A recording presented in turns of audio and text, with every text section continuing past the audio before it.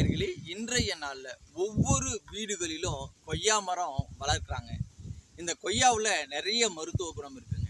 குறிப்பாக இரத்த சர்க்கரையினுடைய அளவு எனக்கு கட்டுப்பாட்டுக்குள்ளே இல்லை, 400 இருக்குது 600 இருக்குன்னு சொல்லக்கூடிய நபர்கள் இந்த கொய்யா இலைகளில் ஒரு 7 இலைகளை எடுத்து அதை சின்ன சின்னதாக கிழிச்சு ஒரு 500 ml தண்ணீர் விட்டு நல்லா கொதிக்க வைக்கலாங்க. இப்படி கொதிக்க வச்சு அதை பார்த்தீங்கன்னா ஒரு 300 ml ஆக்கி காலை மதியம் மாலை 3 நேரமும் நாம் பயன்படுத்திட்டு வரும்போது இரத்த சர்க்கரையினுடைய அளவு கட்டுப்படுன்றதை பார்க்குறோம் நேயர்களே.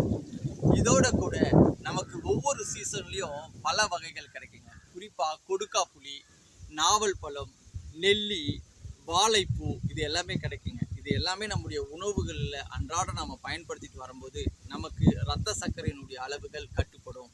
கணையம் தன்னுடைய செயல்திறனை திருப்பியும் புதுப்பிக்குன்றதை கூட பார்க்குறோம். பெரியவங்க ஒரு பழமொழி சொல்கிறாங்க, காலையில் ராஜா மாதிரி சாப்பிடுங்க, மதியம் மந்திரி மாதிரி சாப்பிடுங்க, நைட்டில் பிச்சைக்கார மாதிரி சாப்பிடுங்கன்றாங்க. இரவு நேரத்தில் நான்வெஜ் ஃபாலோ பண்ண வேண்டாம், ஹார்டாக இருக்கக்கூடிய உணவுப் பொருட்களை ஃபாலோ பண்ண வேண்டாம். எளிமையாக ஜீரணமாகக்கூடிய ஆவியில் வேக வச்ச உணவுகள் அல்லது கொலன்னு கொஞ்சம் கெட்டியாக வேக வச்ச உணவுப் பொருட்களை பயன்படுத்திட்டு இரவு நேரங்களில் ஏதாவது ஒரு கொட்டைகளை வேக வச்சு அதனுடைய சுண்டல்களை நம்ம சாப்பிட்டுட்டு உணவோட எளிமையாக ஜீரணமாகக்கூடிய உணவுப் பொருட்களை பயன்படுத்தி வரும்போது இரத்த சர்க்கரையினுடைய அளவு 100% கட்டுப்படுங்க.